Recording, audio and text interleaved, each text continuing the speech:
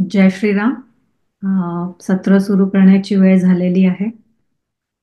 तुम्हा सर्वांचं बृहन महाराष्ट्र मंडळातर्फे आयोजित आनंदाचे तत्वज्ञान या मालिकेच्या आजच्या सत्रात स्वागत.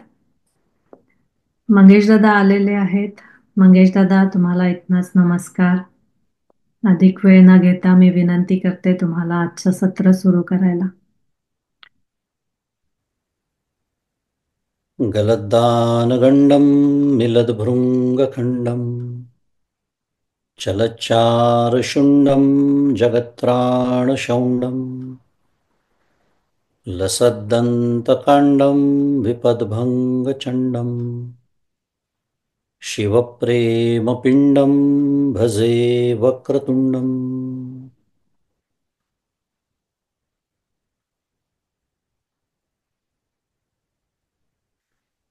अहं निर्विकल्पो निराकाररूपो विभुर्व्याप्य सर्वत्र सर्वेन्द्रियाणां सदा मे समत्वं न मुक्तिर्न बन्धः चिदानन्दरूप शिवोऽहं शिवोऽहम् चिदानन्दरूप शिवोऽहं शिवोऽहम्।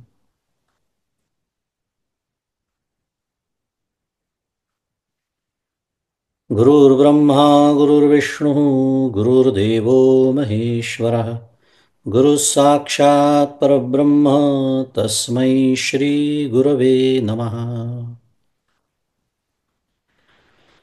ब्रह्मानन्दं परमसुखदं केवलं ज्ञानमूर्तिं द्वन्द्वातीतं गगनसदृशं तत्त्वमस्यादिलक्ष्यम् एकं नित्यं विमलमचलं सर्वधी साक्षिभूतं भावातीतं त्रिगुणरहितं सद्गुरुं तन्नमामि।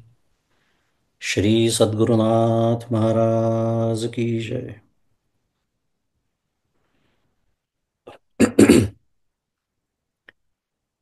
आज नामस्मरणाच्या आधी आज महाशिवरात्र आहे. त्यानिमित्ताने आचार्यांचं एक सुंदर स्तोत्र म्हणूया. छोटंसंच आहे आणि ते झाल्यानंतर नेहमीच्या पद्धतीने आपण नामस्मरण करू. ज्यांना येतं ते म्यूटवर माझ्याबरोबर म्हणू शकतात. स्तोत्र शिवमानसपूजा.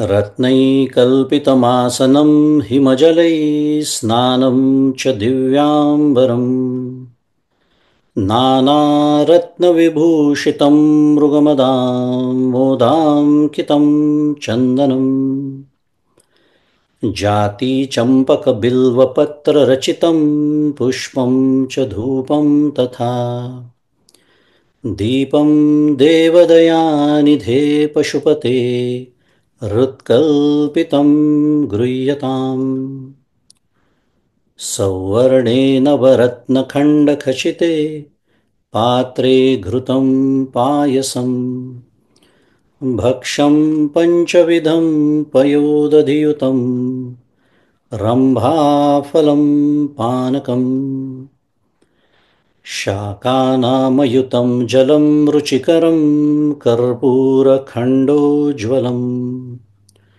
ताम्बूलं मनसा मया विरचितं भक्त्या प्रभो स्वीकुरु। छत्रं चामरयोर्युगं व्यजनकं चादर्शकं निर्मलं वीणाभेरिमृदङ्गकाहलकला गीतं च नृत्यं तथा साष्टाङ्गः प्रणतिस्तुतिर्बहुविधा एतत्समस्तं मया सङ्कल्पेन समर्पितं तव विभो पूजां गृहाण प्रभो। आत्मा त्वं गिरिजामतिः सहचरा प्राणशरीरं गृहम् पूजा ते विषयोपभोगरचना निद्रासमाधिस्थितिः सञ्चारः पदयोः प्रदक्षिणविधि स्तोत्राणि सर्वा गिरो यद्यत्कर्म करोमि तत्तदखिलं शम्भो तवाराधनम् करचरणकृतं वा कायजं कर्मजं वा श्रवणनयनजं वा मानसं वापराधम् विहितमविहितं वा सर्वमेतत्क्षमस्व जय जय करुणाब्धे श्रीमहादेव शम्भो जय जय करुणाब्धे श्रीमहादेव शम्भो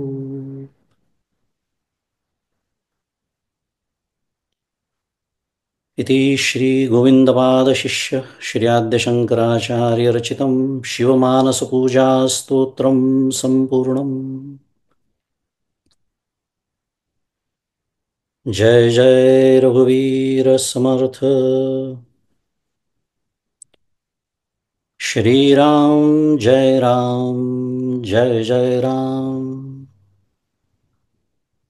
श्रीराम जय जय राम श्रीराम जय जय राम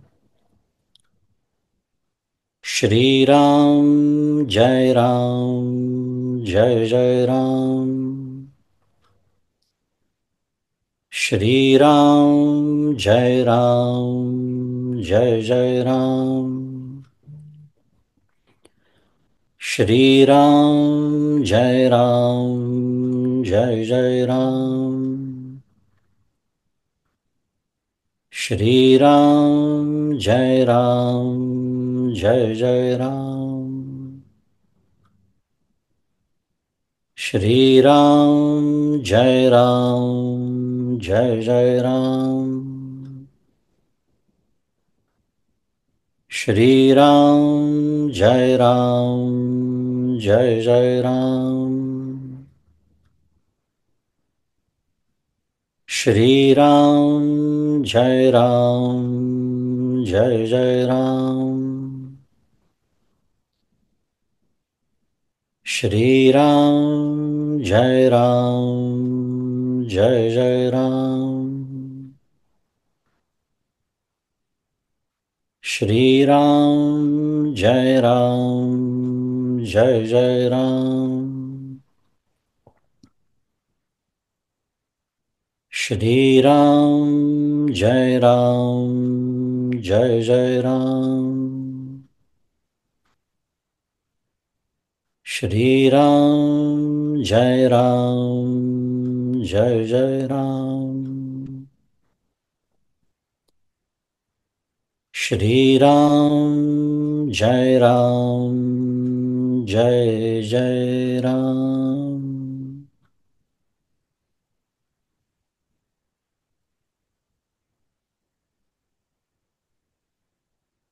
प्रभु श्री रामचंद्र भगवान की जय। श्री सद्गुरुनाथ महाराज की जय। जय जय रघुवीर समर्थ।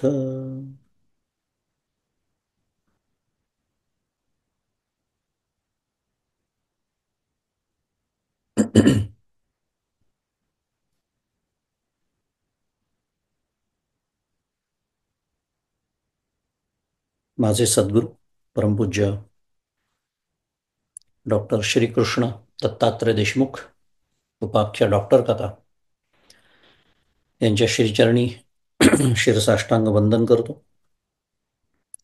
परमपूज्य मंदाताई गंधे यांच्या चरणी शिरसाष्टांग वंदन करतो। तुम्ही श्रोते जगदीश मूर्ती तेथे माझी व्युत्पत्ती किती, बुद्धिहीन अल्पमती सलगी करीतो श्रीराम। तुम्हा सर्वांना सप्रेम अभिवादन।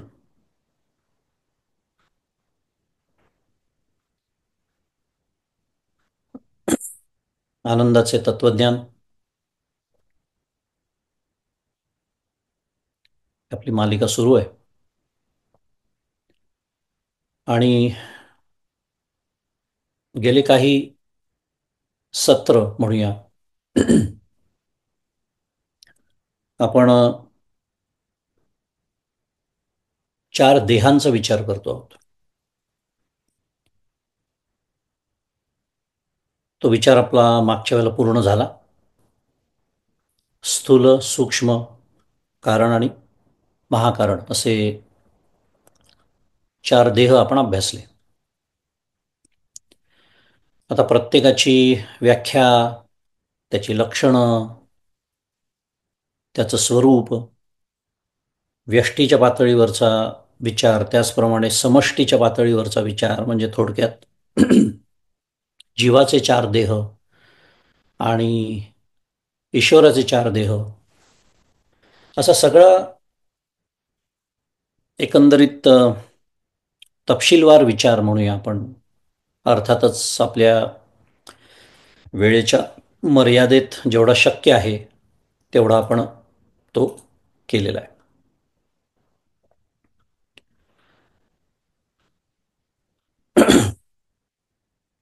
आता हा जो विषय जो मी आत्ता बोललो, गेले काही सत्र आपण अभ्यास करतोय त्याचा, ज्याला आपण चार देह किंवा तनुचतुष्टय असा दासबोधातला शब्द वापरला होता. पण कधी कधी तीन देहांचाही विचार होतो, त्यामुळे त्याला तीन देह असंही म्हणतात. केला आपण त्याचा विचार, तर यालाच समांतर असलेला एक विषय म्हणजे पंचकोश असा आहे. आणि मागच्या वेळेला मी एक वाक्य वापरलं होतं इंग्लिशमध्ये, की आपण डबल क्लिक करणार आहोत कशावरती? तीन देह किंवा चार देह आणि पंचकोश. कारण असं कधीच नसतं की एकाचे कोणाचे तरी चार देह आहेत आणि दुसऱ्या कोणाचे तरी पाच कोश आहेत, असं कधीच नसतं. ही अभ्यास करण्याची व्यवस्था आहे. थोडक्यामध्ये मी सांगण्याचा प्रयत्न करतोय की तीन देह किंवा चार देह आपण जे शिकलो तेच या पाच कोशांच्या माध्यमातून आपल्या समोर येणार आहे. थोडक्यामध्ये हे तीन देह या पाच मध्ये बसवायचे आहेत. आता तीन पेक्षा पाचचा केलेला विचार हा जास्त तपशीलवार असतो, म्हणून मी त्याला डबल क्लिक असा शब्द वापरला. कारण तिथे सूक्ष्मदेहामध्ये बरेच घटक होते, ते सगळे एकत्र केले आपण, आठवत असेल तर, पाचा पाचा 25चा हिशोब.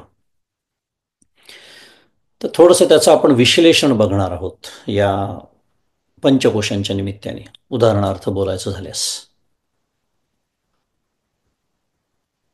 त्यामुळे पुढील काही सत्र आपल्या चिंतनाचा विषय म्हणूया, आपल्या अभ्यासाचा विषय म्हणूया, पंचकोश असा असणार आहे.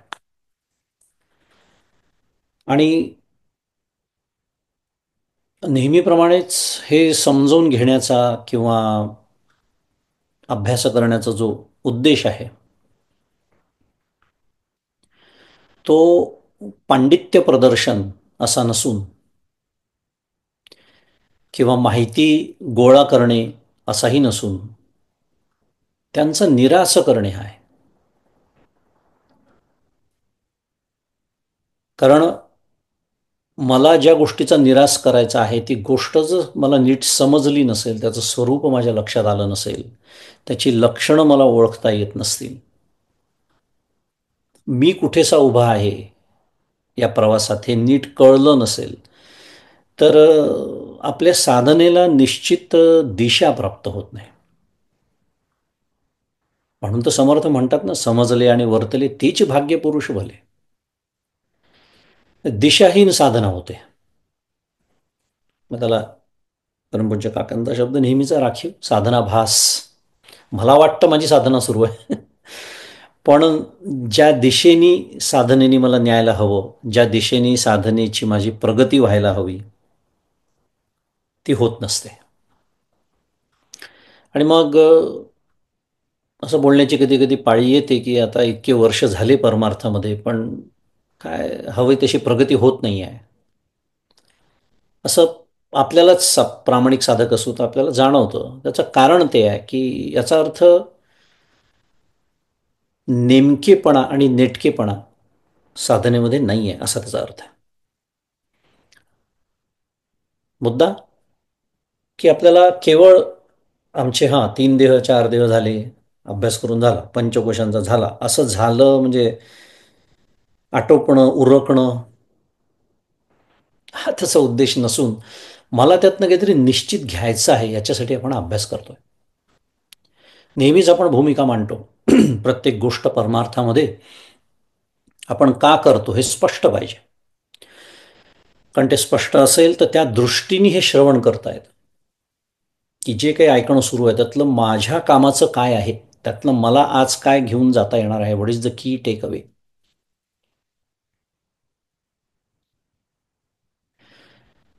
एवढी सगळी प्रस्थानं का बरं केली? कारण पंचकोश याच्यामध्ये 2 शब्द आहेत. पंच म्हणजे 5 आणि कोश हा दुसरा शब्द, आणि कोश याचा अर्थ आवरण असा होतो.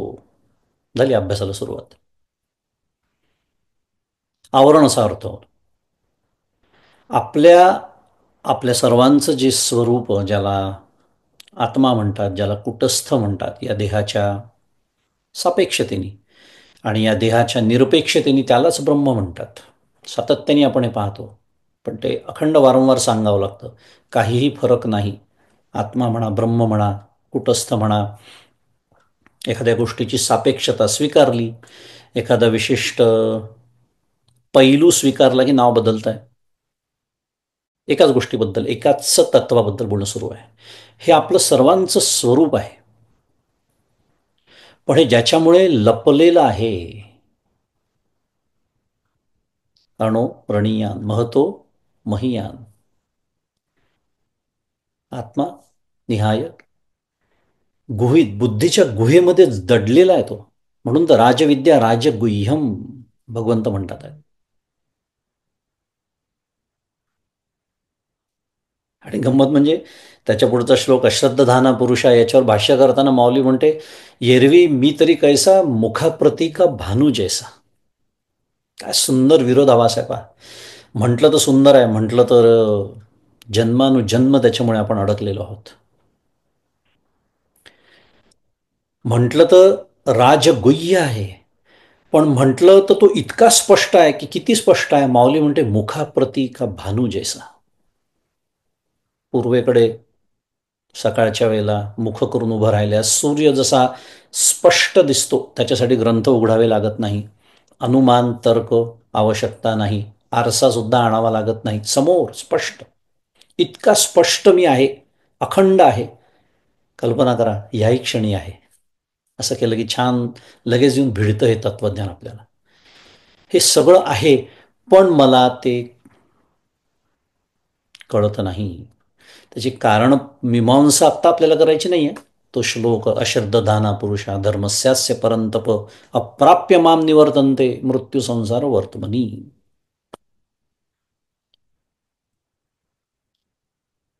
असं का होतं? तर हे स्वरूप माझं लपलं आहे, झाकल्या गेलेलं आहे.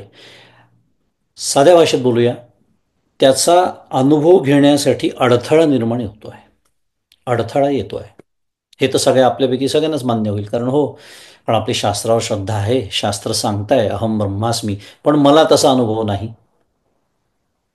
म्हणजे अडथळा आहे की नाही कशाचा तरी. हा जो अडथळा आहे त्यालाच कोश असं म्हणतात. आपला मूळ विषय सुरू आहे म्हणून पंचकोश या शब्दाचा आपण विचार केला. म्हणून त्याचा अभ्यास आपल्याला करायचा आहे, म्हणून त्याचं चिंतन करायचं आहे, म्हणून त्याची लक्षणं समजून घ्यायची आहे.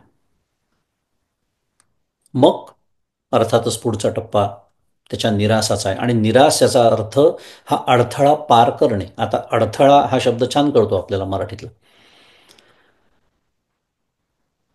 अडथळा. आणि या दृष्टीने त्यांना कोश म्हटलंय बरं का. नाही तर कोश म्हणजे असं काय म्हणूया, मेडिकलच्या भाषेमध्ये डॉक्टरांनी काहीतरी बॉडी सेक्शन केलं आहे शरीराचं, ऑपरेशन करतात डॉक्टर लोक, पण त्यांना ते 5 कोश सापडले, 5 पैकी 3 तरी सापडले, असलं काही नसतं. इतके सूक्ष्म आहेत ते. किती सूक्ष्म आहे ते सूक्ष्म देहात आपण त्याचा विचार केला आहे, पुन्हा करणारच आहोत. की नाही अजून विज्ञानाला मन सुद्धा ज्याला म्हणतात त्याचा थांगपत्ता लागलेला नाही आहे. आत्ताचा माझा विषय नाही, पण मनाची जी जुनी व्याख्या सिग्मंड फ्रॉइडनी केलेली ती घेऊनच अजून चाललंय सगळं काही.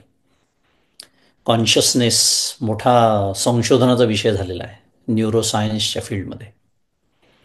पण प्युअर कॉन्शियसनेसचा अजून अंदाजसुद्धा नाही, कारण कॉन्शियसनेस म्हणजे त्यांना फक्त भेसळयुक्तच जाणीव कळते. असो, वेगळा विषय. मुद्दा असा की असे हे इंद्रिय गोचर नाही, एक तर ते आतले कोश आहेत. आतमध्ये आतमध्ये जसं आपण जाऊ तसे तसे ते अजून अजून सूक्ष्म होत जातात. पण ते माझ्या स्वरूप प्राप्तीला निश्चितपणे अडथळा निर्माण करतात. आणि म्हणून ते अडथळे दूर केल्याशिवाय मला स्वरूपाची प्राप्ती नाही. आता अडथळा म्हणजे नेमका मग तो कसा करतात वगैरे हा सगळा आपल्या आता चिंतनाचा अभ्यासाचा भाग आहे. अडथळा म्हणजे काय, त्याचा निराश कसा करायचा इत्यादी. पण म्हणून त्याला म्हणायचं कोश. आणि या अडथळ्याचं स्वरूप समजावून घेऊन ते दूर करण्याचा मार्ग शिकणे, ज्याला पंचकोशांचा निरास असं आपण म्हणालो. निरसन, पंचकोश निरसन असं म्हणतात त्याला, म्हणजे थोडक्यात निरास करणं. साध्या भाषेत आपण बोलूया, कारण निरास हा शब्द अनेकांना नाही एकदम समजत, गोंधळ उडतो, कारण आपल्याला सवय नसते या शब्दांची. निरास याचा अर्थ मी जसं म्हणालो, या अडथळ्या पार करून जाणं किंवा अडथळा दूर करणं इत्यादी. हा आपला सर्व पंचकोश या विषयाचा अभ्यास करण्याचा उद्देश. त्याच्यासाठी इतकी प्रदीर्घ प्रस्तावना. कारण मगाशीच मी म्हणालो, कुठलीही गोष्ट आपण का करतो आहे हे पक्क लक्षात असलं पाहिजे. म्हणजे लक्ष त्याच्याकडे राहतं, त्या दृष्टीने आपलं श्रवण होतं. नाही तर केवळ मी जसं म्हणालो, हा झाला एक कोश झाला, दुसरा कोश झाला, असं नाही. तो कोश झाला म्हणजे काय, त्याच्या निरासाची व्यवस्था झाली का, हा प्रश्न आहे. त्या दृष्टीने आपण अभ्यास करणार आहोत. आणि याच दृष्टीने पंचदशिकार वर्णन करतात की अन्नम प्राणो मनो बुद्धी आनंदश्चेति पंचते कोशः ते आवृत स्वात्मा विस्मृत्या संस्कृतीम व्रजेत, असा तो श्लोक आहे. काय म्हणतात आहे पंचदशिकार म्हणजे विद्यारण्य स्वामी. अन्नम प्राणो मनो बुद्धी, पटापट पटापट नावं सांगून टाकली त्यांनी. काय, अन्नमय, प्राणमय, मनोमय, बुद्धी म्हणजे विज्ञानमय, आणि आनंदश्चेती पंचते आनंदमय, असे 5 कोश आहेत.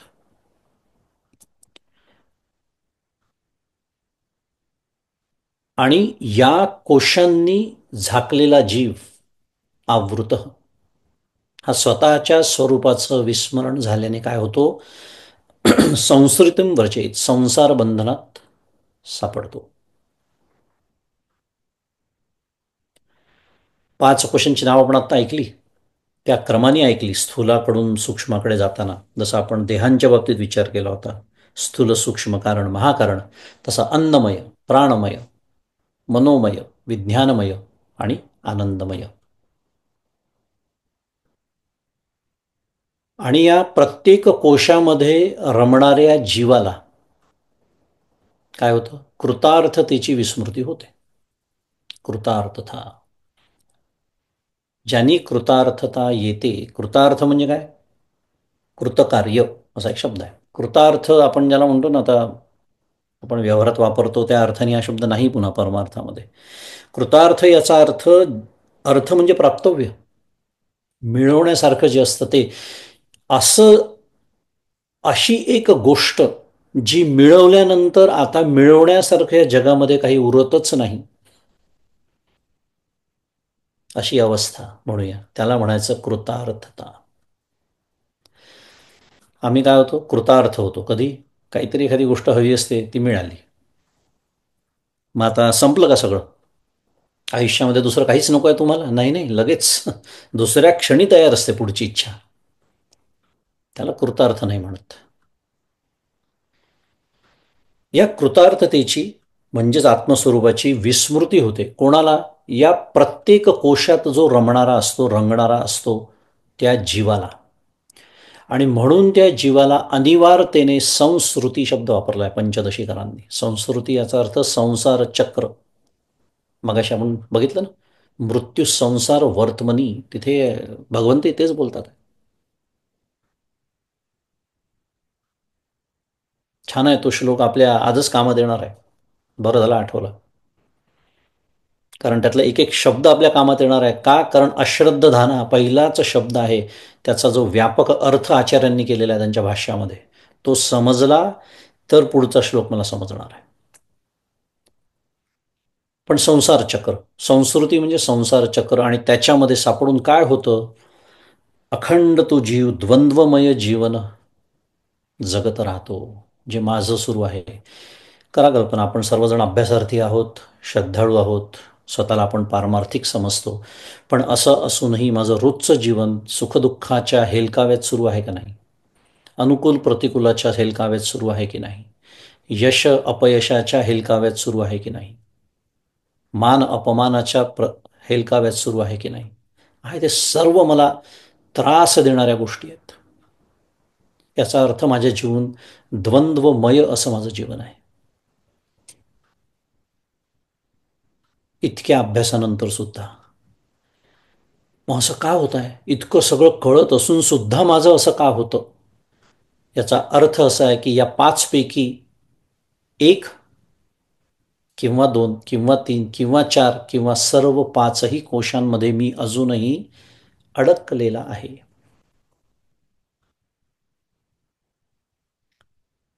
सारांशाने बोलायचं झालं तर हे पाचही कोश मी नाही असा निश्चय होण्यासाठी त्यांचा अभ्यास करायचा आहे. हे पाचही कोश मी नाही आहे. असं नाही आहे की ठीक आहे, पहिला मी नाही, दुसरा नाही, चौथा तर असेल मी, पाचवा तर मी असेल नाही. हे पाचही कोश मी नाही, ते माझं स्वरूप नाही. आणि त्यातल्या कुठल्या तरी किंवा या पाचही मध्ये कमी अधिक प्रमाणामध्ये मी अडकलेला असतो जीव म्हणून. आणि हे जे अडकणं आहे हेच त्या अडथळ्याचं स्वरूप आहे, आणि हेच मला माझ्या स्वरूपापासून दूर ठेवतं.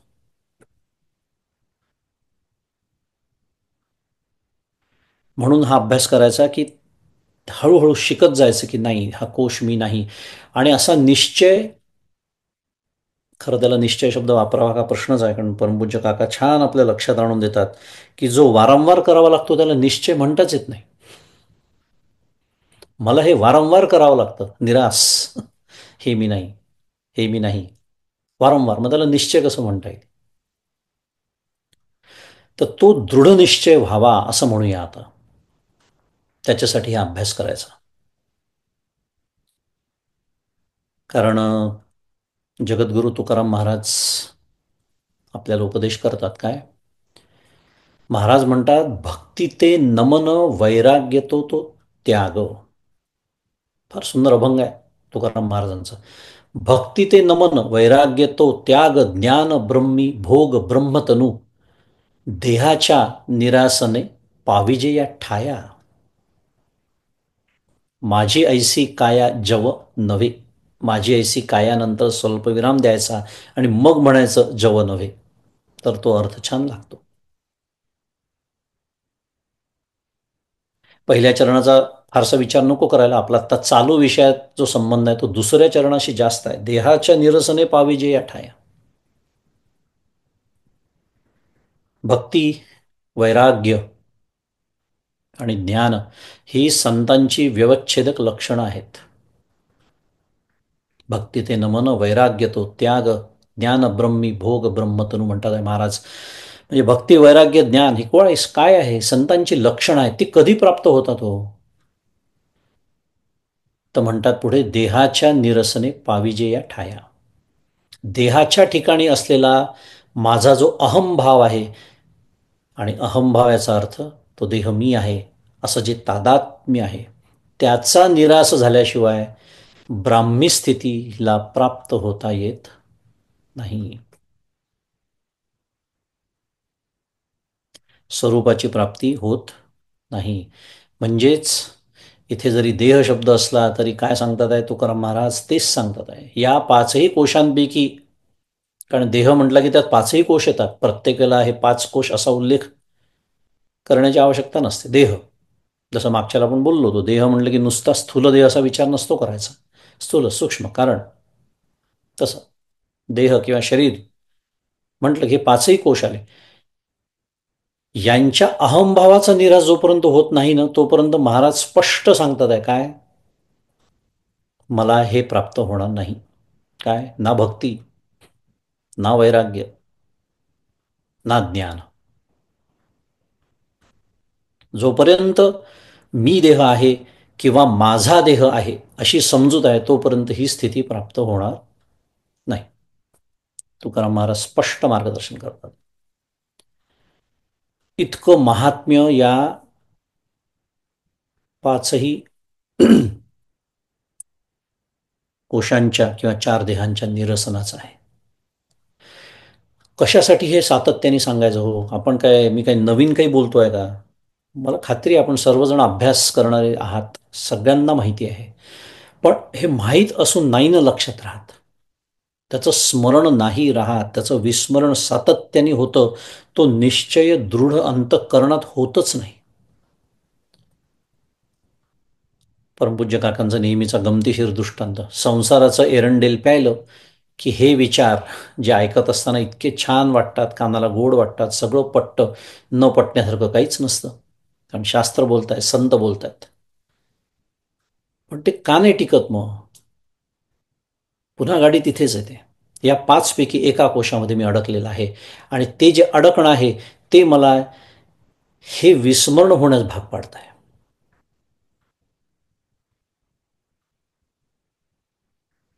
ही जी पाच कोशांची ही जी कल्पना आहे, ही तैत्तरीय श्रुतीवरती आधारलेली आहे.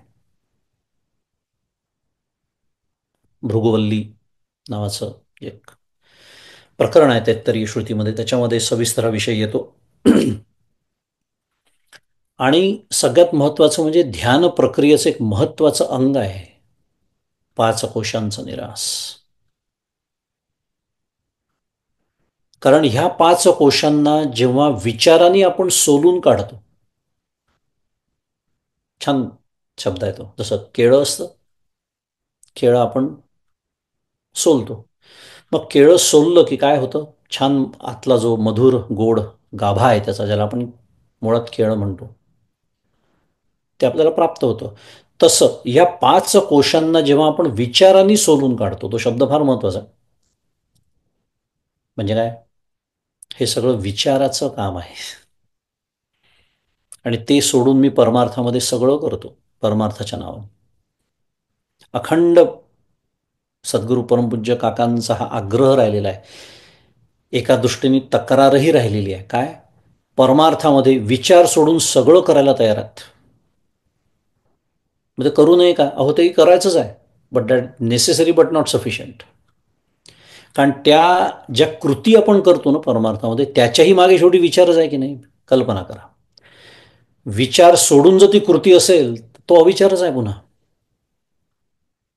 थोडक्यात विचाराशिवाय काहीच नव्हे. म्हणून तर विवेकासह वैराग्य आहे, विवेकासह समाधी षटक आहे, विवेकासह मुमुक्षत्व आहे. विवेक अखंड आपली साथ सोडत नाही, म्हणजे मी त्याची सोडायला नको. जोपर्यंत द्वैताचा प्रवास आहे तोपर्यंत विवेक आहे.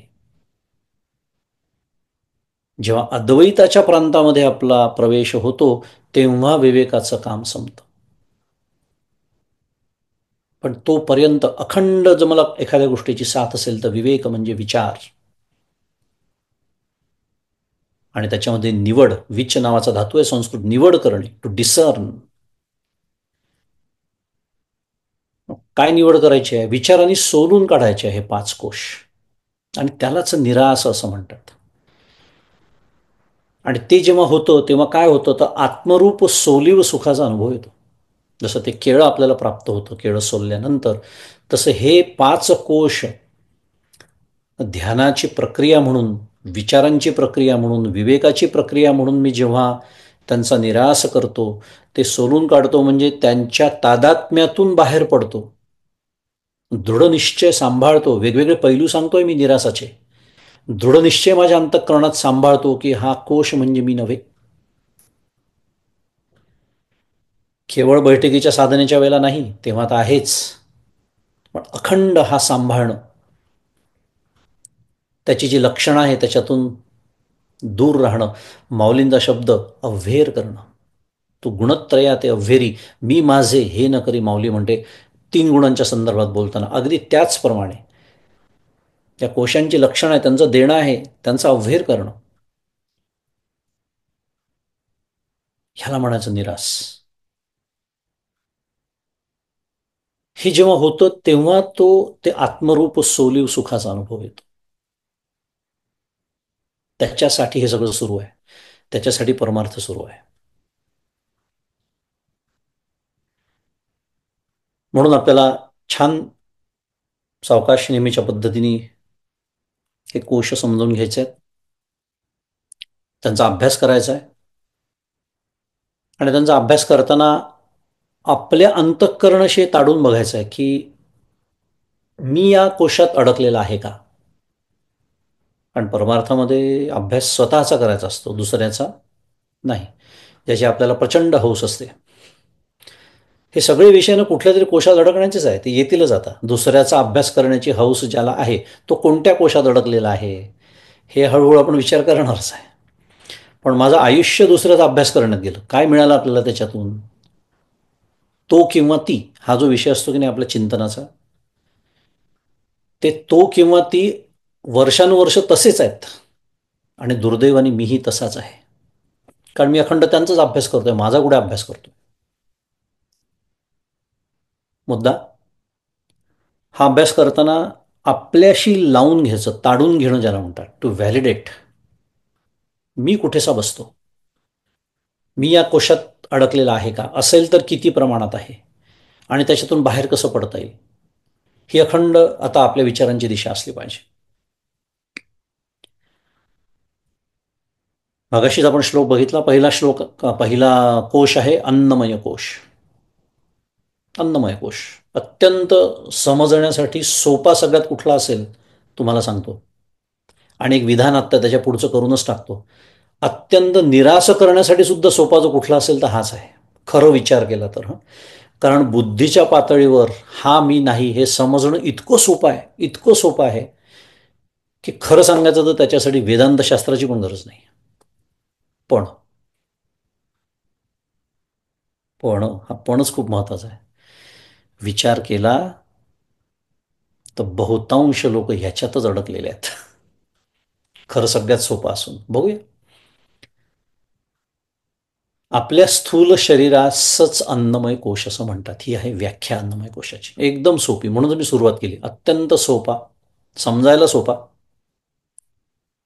कारण म्हटलं तर प्रत्यक्ष कळतोय इंद्रियांना, इंद्रिय गोचर आहे, डोळ्यांना दिसतोय, हाताने स्पर्श करता येतोय, आरशात प्रतिबिंब दिसत आहे इत्यादी, इतरांचा बघता येतोय, माझा बघता येतोय, वगैरे वगैरे. त्यामुळे हे जे स्थूल शरीर आहे यालाच अन्नमय कोश असं म्हणतात. हा जो आपला अस्थि मांसांचा स्थूल देह, त्याला अन्नमय कोश म्हणतात. थोडक्यात मी काय सांगतोय, आपण जो 4 देहांचा विचार केला त्यातला जो पहिला स्थूल देह ज्याला म्हटलं त्यालाच कोशांच्या भाषेमध्ये अन्नमय कोश असं म्हणतात. So now we have equated स्थूल देह विथ अन्नमय कोश. पहिली जोडी झाली आपली.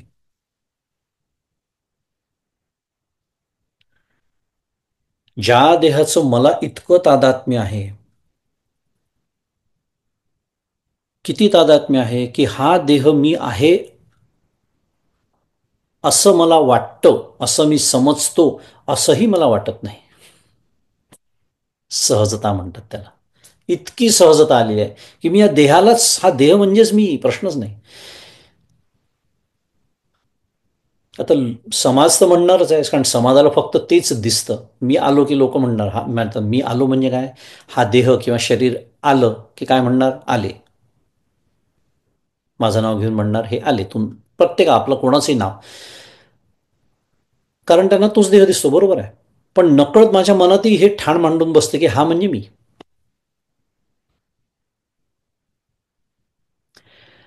अन्न म्हणून मी मगाशी माझा विषय काय सुरू होता की ज्या देहाचं मला इतकं तादात्म्य आहे, की ज्याला मी स्वतःचं स्वरूप समजतो हेही माझ्या लक्षात येत नाही, त्या देहाचा विचार आपल्यापेक्षा संतांनी जास्त केलेला आहे. का? कारण संतांचा उद्देश मी जसं मगाशी म्हणालो तसा असतो, आणि माझा उद्देश ह्याच्यातच रमायचा आणि रंगण्याचा असतो. म्हणून संत अगदी मुळापासून सुरुवात करतात. काय? अन्न खाणारे माता पिता खातात की नाही? भगवद्गीतेचा फार सुंदर विषय आहे खरं तो पण, 8व्या अध्यायाचा. सोडून देऊ आत्ता, पण तिथून सुरुवात करावी लागते की त्या ढगातून पडणारा पाऊस तो जमिनीत पडणार, मग त्याच्यातून पीक वर येणार, मग ते अन्न खाणार कोण? माता आणि पिता. आणि वीर्य देणारा पिता आणि गर्भधारण करणारी माता ह्यांच्यापासून हा देह जन्माला येतो.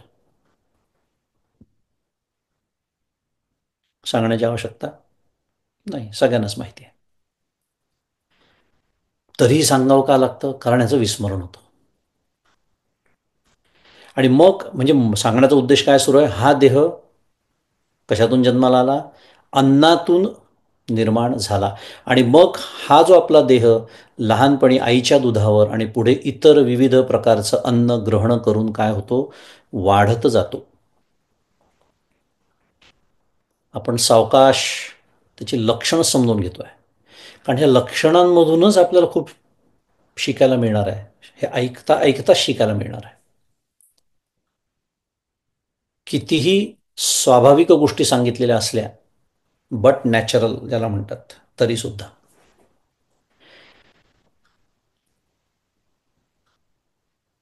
अन्न ग्रहण करून तो वाढत जातो. अन्न जर त्याला मिळालं नाही तर अन्नाच्या अभावी तो क्षीण होतो, यथावकाश नष्ट सुद्धा होतो. आणि म्हणून हे शरीर अन्नमय आहे. अगदी गणितासारखं आहे, काही त्याला फारशा तर्काची गरजच नाही आहे. It can be proved at such a gross level. Accumulated food, शुद्ध मराठीत. परमपूज्य काका त्याला साठेबाजी असं म्हणतात. आपण सगळ्यांनी काय केलं आहे? साठेबाजी केली आहे. कारण आईच्या गर्भात असताना आपल्या सर्वांचं वजन एकेकाळी काय 1 ग्रॅम होतं की नाही त्या गर्भामध्ये. त्या 1 ग्रॅमचे जे काही झालेलं आहे, मुद्दाम थांबलो मी, प्रत्येकाने बघायचं आपापलं किती किलो झालेलं आहे, किती पाऊंड झालेला आहे वगैरे. म्हणजे आता अशी अवस्था आली आहे की ते आता कमी करण्याची वेळ आली आहे, कुठेतरी धावायला जाऊन, जिममध्ये जाऊन इत्यादी. काय कुठून आलं हे? कसं काय कमावलं कुठून? काही नाही, त्या पृथ्वीतून निर्माण झालेलं अन्न खाऊन खाऊन त्याला साठेबाजी असा शब्द. मुद्दा एवढाच आहे की इतकं स्पष्ट या सर्व गोष्टी आहे की हे शरीर अन्नमयच आहे.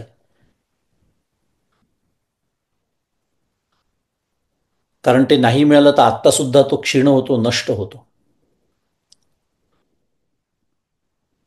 आचार्य अजून त्याचं वर्णन करतात. त्वक, चर्म, मांस, रुधिर, अस्थि, पुरुष राशी. विवेक चूडामणी. काय या शरीरामध्ये? त्वचा, चर्म, मांस, रक्त, अस्थि, विष्ठा इत्यादींची एक रास म्हणजे डोंगर असा हा देह. मला वाटतं आपण 4 देहांचा विचार केला तेव्हाही बोललो होतो की किती किती अरसिक संत ना, ज्या देहाचं मला इतकं कौतुक आहे, जो मी इतका नटवतो, मिरवतो, ज्याचा इतका अभिमान मला आहे, त्याचं वर्णन कसं करतात नाही संत लोक. पण संत जर तसं वर्णन करत असतील, शास्त्रकार करत असतील, तर माझी बुद्धी मी तपासून घ्यायला हवी आहे. कारण शुद्ध मराठीत they just present fact and figure. It's a fact. काय? की हा सगळा डोंगर आहे त्याचा, त्वचा, मांस, रक्त, अस्थि, विष्ठा. एक सुंदर त्याच्यावरती कव्हर घातलेलं आहे त्वचेचं, म्हणजे रॅपर आपण ज्याला म्हणतो, गिफ्ट म्हणून हे दिसत नाही आपल्याला आतलं सगळं. पण हे जे शरीर आहे हे अन्नमय आहे. अन्नावरच जगतं. अन्न मिळालं नाही तर ते नष्ट होतं. म्हणजे अन्न हेच त्याचं स्वरूप आहे. मुद्दा हा आपला स्वरूप आहे. आणि त्याचा दुसरा अर्थ असा होतो, त्यातनं शिकायला मिळतं आपल्याला, की शरीर सांभाळण्यासाठी अन्न आहे. आणि म्हणून ते अन्न तो आहार म्हणून सेवन करायचा आहे. कारण हा जो देह, शरीर म्हणूया, याच्या आधारे आपण साधना करतो की नाही. म्हणून तर याची काळजी घ्यायची आहे, हेळसांड करायची नाही आहे. म्हणून डॉक्टरकडे जायचं आहे, औषधं दिली तर घ्यायची आहेत, ऑपरेशन करायला सांगितलं तर करायचं आहे. कारण काय, आपलं काम व्हायचं आहे ना, अजून काम व्हायचं आहे आपलं. हे साधन आहे. हे साधन आहे त्या सोलीव सुख प्राप्त करण्याचं. ते प्राप्त झाल्यानंतर मग माऊली म्हणते तसं, हा देह असो अथवा जावो, आम्ही तू वस्तूची हो आहो. काजे दोरी सरपत्व आहो दोराची कडूनी. माऊली प्रश्न विचारते. मुद्दा एकच आहे, हा देह असो अथवा जावो, पण कधी आम्ही तो वस्तूची हो आहो. आणि ते आपोआप होतं. ते काही करण्याची गोष्ट नाही आहे. ते देह झोळ ऐसे मानुनी ठेले आपण पे आपणची होऊन, असं त्यांचं वर्णन आहे. मुद्दा एकच, माझं काम व्हायचं आहे, मग काय करायचं, शरीर सांभाळायचं आहे. काळजी घ्यायची आहे, काळजी करायची नाही आहे. फरक आहे दोनमध्ये. कितीही शरीराची काळजी केली तरी त्याचं जे व्हायचं ते जसं इतरांचं सुरू आहे तसं माझं होणारच आहे. आणि होतच आहे हळूहळू. पण काळजी घ्यायची आहे. आहार तो जो आहे, आपला विषय सुरू होता, अन्न हे सेवन करायचं आहे. म्हणून तर उदर भरणं नोहे जाणीजे यज्ञकर्म. इतक्या सुंदर सुंदर गोष्टी आपल्या संस्कृतीमध्ये अशा छान बसवलेल्या आहेत. पण त्याचा आपल्याला अर्थ न कळल्यामुळे, त्याचं महात्म्य न कळल्यामुळे, ना आपण ते म्हणतो, ना आपल्या पुढच्या पिढीला शिकवतो. किंवा पुढच्या पिढीला शिकवलं आणि त्यांनी त्याचा प्रश्न विचारला की मी हे का बरं म्हणू आई, माझा कोणी मित्र म्हणत नाही, मैत्रीण म्हणत नाही, तर आपल्याला त्याची उत्तर देता येत नाही. आपल्यालाच माहीत नसतं कशासाठी म्हणायचं. म्हणून विशेषतः साधकांनी अतिशय, ज्याला साधा म्हणतात, सात्विक म्हणतात, मितहार म्हणतात. मितहार म्हणजे पोटाच्या वर खाऊ नये, कमीच, पोटाच्या वर काय तेवढं सुद्धा खाऊ नये, कमी खावं. हे जे सगळं सांगतं किंवा शास्त्राची ही जी आज्ञा आपल्याला आहे ते त्याच्यासाठी आहे.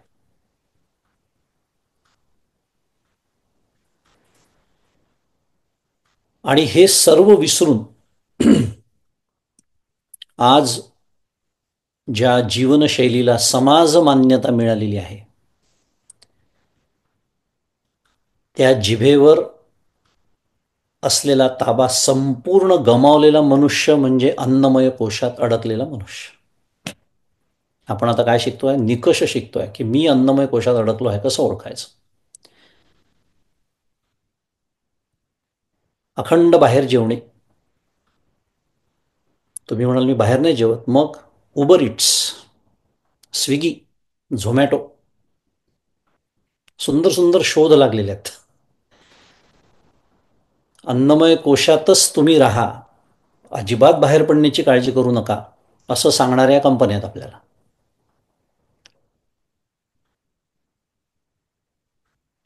शहरातील यच्चयावत उपहारगृह, उपहारगृह म्हणजे शुद्ध मराठीत रेस्टॉरंट्स म्हणतात त्याला, त्याची इत्यंभूत माहिती असणे, कुठे काय चांगलं मिळतं. म्हणजे कोणी पाहुणा आला की त्यांनी फक्त म्हणायचीच देरी की मला हे हवं आहे, ते खायचं आहे, ते खाऊन तयार.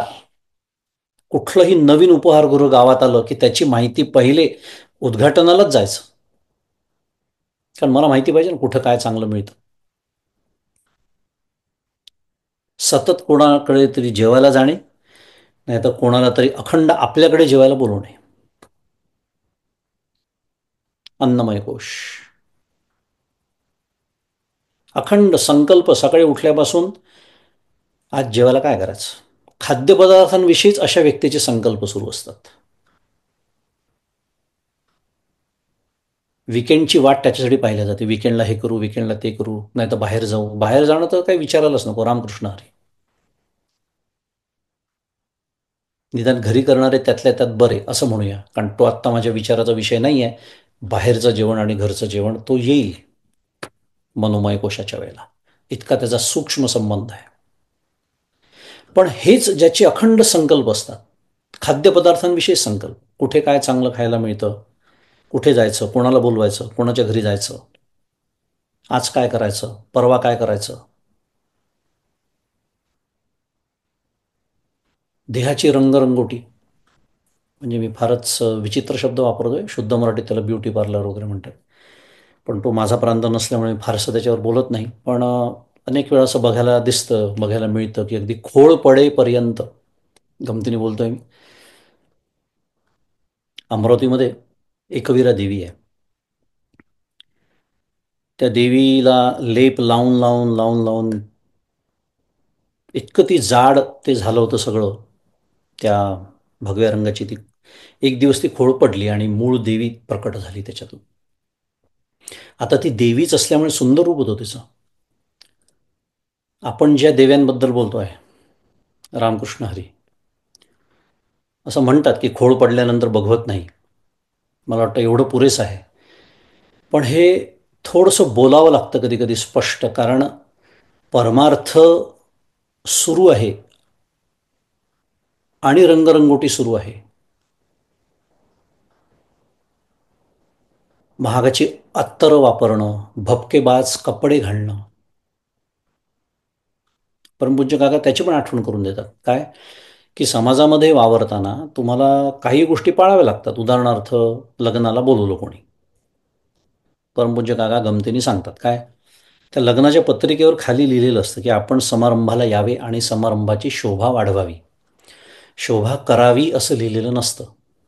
ते सांगण्याचा मुद्दा एवढाच की मी पारमार्थिक आहे म्हणून मी फाटके कपडे घालून जाणं अपेक्षित नाही लग्नाला, कारण ते लग्न आहे, तिथे काही समाजाचे नियम आहेत, ते पाळावेच लागतात. आणि मुद्दा एवढाच आहे की ती समाजाची गरज म्हणून मी तसे कपडे घालणं वेगळं, आणि माझी गरज, मला आवडतं, मला मिरवायला आवडतं, कारण माझे फोटो निघणार आहेत तिथे, म्हणून मी ते घालणं वेगळं. पुन्हा हे कोणीही असं तपासू शकत नाही, म्हणून मी मगाशी म्हणालो, आपल्या अंतःकरणाची आपल्यालाच परीक्षा करायची.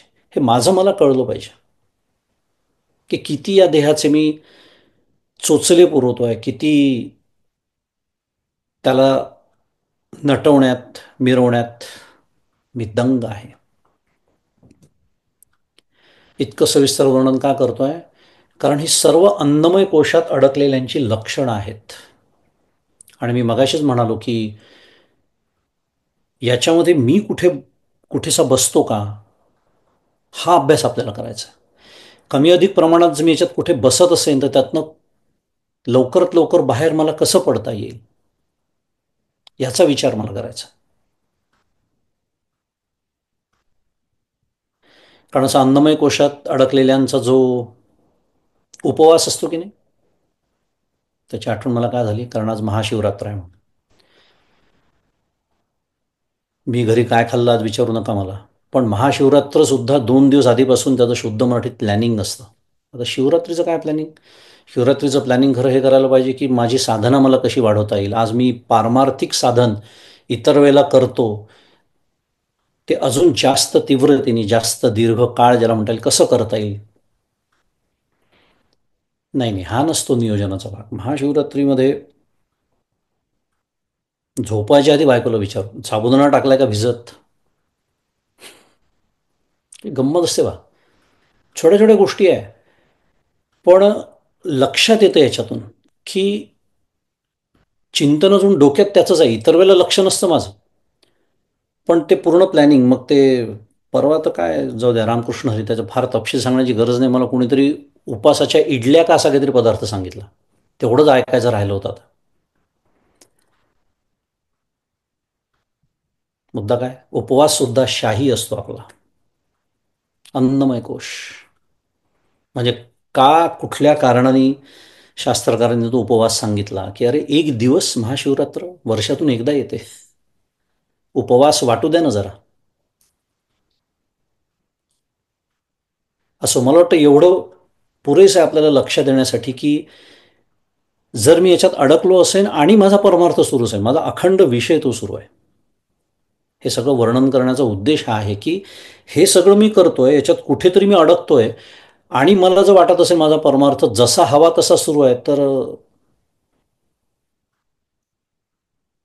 मग त्याला एकच उत्तर आहे, रामकृष्ण हरी, चालू द्या असं म्हणायचं. आणि अडकणे याचा अर्थ मी मगाशी म्हणालो तसा तो मी नव्हे असा दृढनिश्चय असला पाहिजे. हे जे सगळे देहाचे चोचले पूर्ण आपण जे सगळं बोललो, हे मुळात त्या देह तादात्म्यामुळेच होतं. कारण एकदा देह मी आहे असं ठरलं की या गोष्टी अगदी स्वाभाविक आहे हो. हे काही आपल्याला कोणी शिकवावं लागत नाही. त्याची स्वाभाविक ओढ का आहे आपल्याला? कारण मुळामध्ये अजूनही आतमध्ये हाच दृढ निश्चय की तो मी आहे.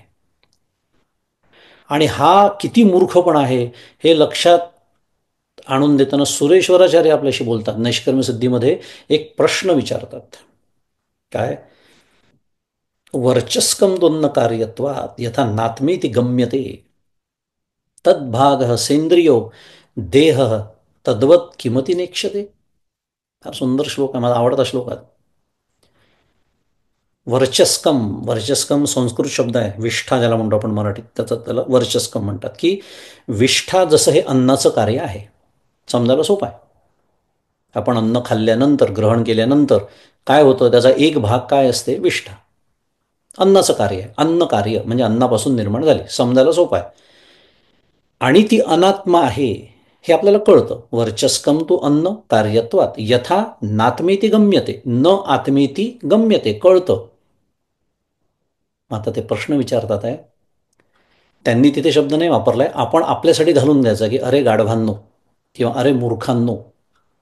हे जर कळतं तर मग त्याच अन्नाचं कार्य असलेलं हे जे कॅमेऱ्यावर दिसतंय, इंद्रियांसह तद्भाग सेंद्रिय, सेंद्रिय म्हणजे स इंद्रिय, इंद्रियांसह असलेलं हे शरीरही तितकंच अनात्म आहे हे का समजू नये? झणझणीत अंजन घातलेलं आपल्या डोळ्यामध्ये. आपल्याला स्वतःला आपण फार काय म्हणतो त्याला, शहाणे समजतो. मग एवढी साधी गोष्ट तुम्हाला का समजत नाही असं सुरेश्वराचार्य विचारतात. की त्या अन्नाचेच दोन भाग होतात, एक विष्ठा रूपाने बाहेर टाकलं जातं आणि एक त्वचा, मांस, रुधिर, मगाशी जी यादी वाचली त्याप्रमाणे साठेबाजी केली जाते.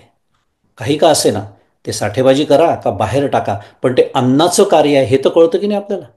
मग जे बाहेर टाकलं जातं ते अनात्म आहे हे कळतं, म्हणजे साठवलं जातं तेही तितकंच अनात्म म्हणजे आत्म नाही, म्हणजेच मी नाही, माझं ते स्वरूप नाही, हे का कळत नाही? असा प्रश्न सुरेश्वराचार्य विचारतात. आपल्याच धुंदीमध्ये मनुष्य जगत असतो. मग कळतं अचानक कुठे, ICU मध्ये, इंटेन्सिव्ह केअर युनिट.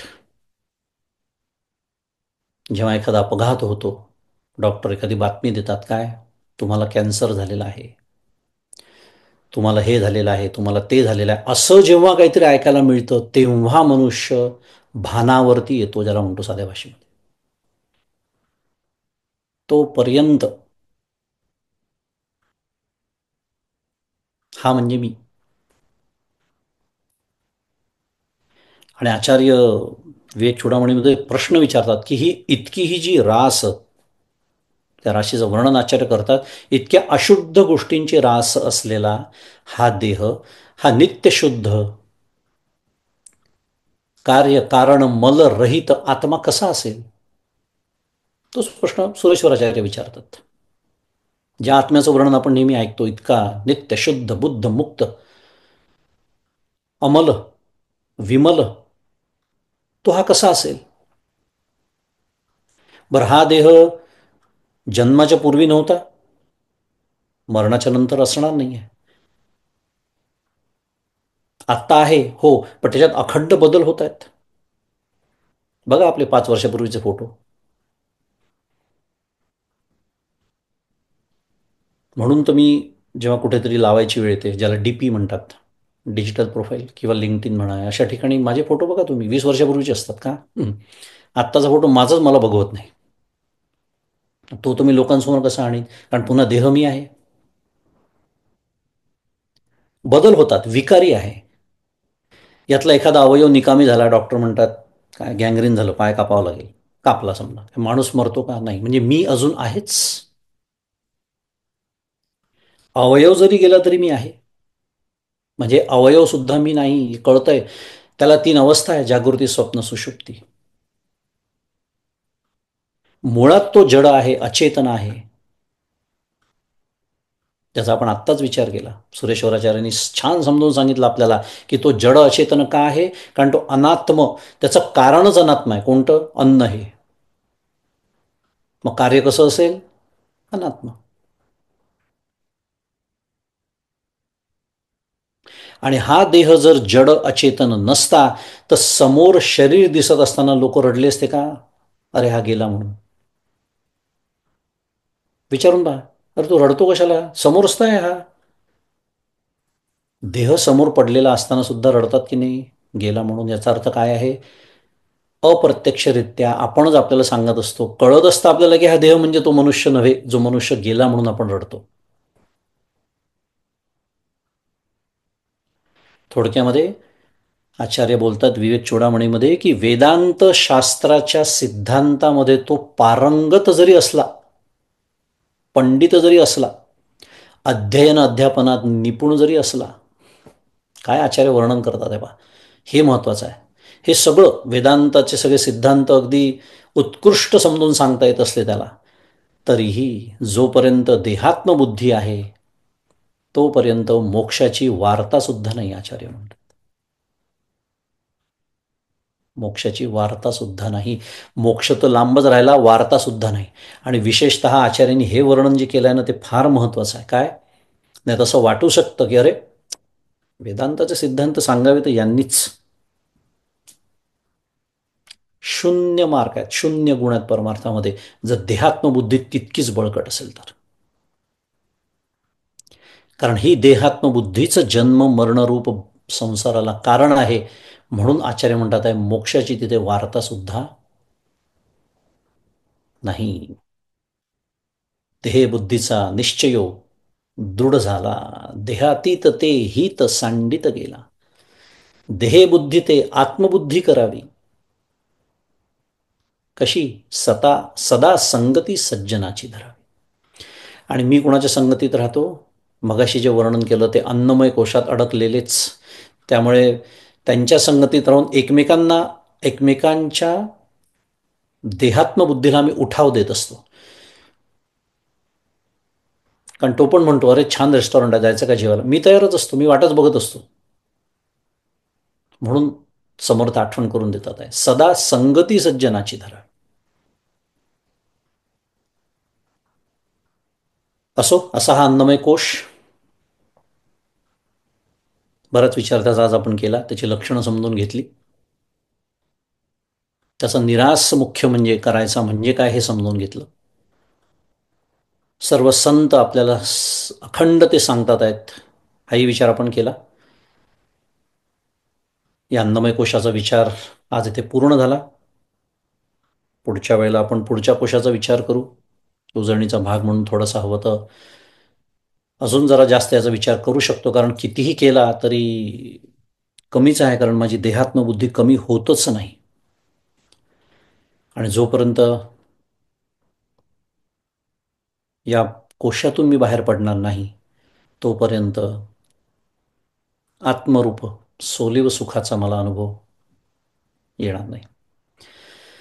या स्मरणासह, आणि आज सुरुवातीला मी शिवमानसपूजा म्हटली त्याच्यामुळे 2-3-4 मिनटं जी काही जास्तीचे गेली त्याच्यात, ती मी आत्ता वापरून घेतली म्हणून 4 मिनटं जास्त बोलणं झालाच. परंतु विषय आपला पूर्ण झालेला आहे. तर इथे थांबूया आणि आजचं हे चिंतन सद्गुरूंच्या चरणी अर्पण करूया. श्री सद्गुरुनाथ महाराज की जय. जय जय रघुवीर समर्थ.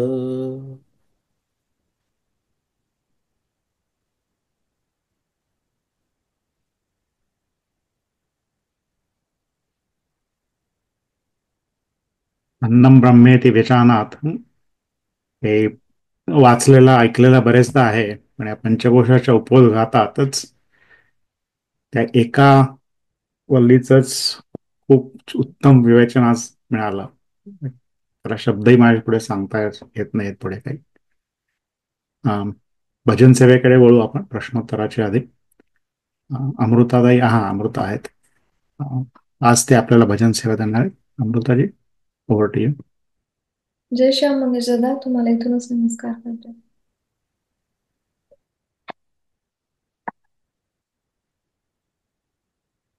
सोहम करो नित ध्याना, चेतन चंद्र डोले. सोहम करो नित ध्याना, चेतन चंद्र डोले. चेतन चंद्र डोले, चेतन चंद्र डोले, चेतन चंद्र डोले. सोहम करो नित ध्याना, चेतन चंद्र डोले. को हम काय को करते, को हम काय को करते. पुंडलिका मनले, पुंडलिका मानले. चेतन चंद्र डोले. सोहम करो नित ध्याना, चेतन चंद्र डोले. नाभि कमल से खूब चढ़त है, नाभि कमल से खूब चढ़त है. अंदर श्वास खिले, अंदर श्वास खिले. चेतन चंद्र डोले. सोहम करो नित ध्याना, चेतन चंद्र डोले. सहजासन का आसन ठाड़ा, सहजासन का आसन ठाड़ा. प्रेम प्रभु ये दिखे, प्रेम प्रभु ये दिखे. चेतन चंद्र डोले. सोहम करो नित ध्याना, चेतन चंद्र डोले. नारायण कहे मान पियारे, नारायण कहे मान पियारे. अमृत भय कर पीले, अमृत भय कर पीले. चेतन चंद्र डोले. सोहम करो नित ध्याना, चेतन चंद्र डोले. सोहम करो नित ध्याना, चेतन चंद्र डोले. चेतन चंद्र डोले. श्री सद्गुरुनाथ महाराज की जय.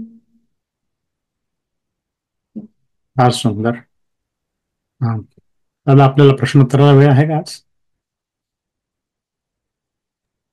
घेऊ शकतो 1-2 प्रश्न असतील तर. तर कुणाला प्रश्न असतील तर आपला व्हिडिओ कॅमेरा ऑन करा आणि प्रश्न विचार.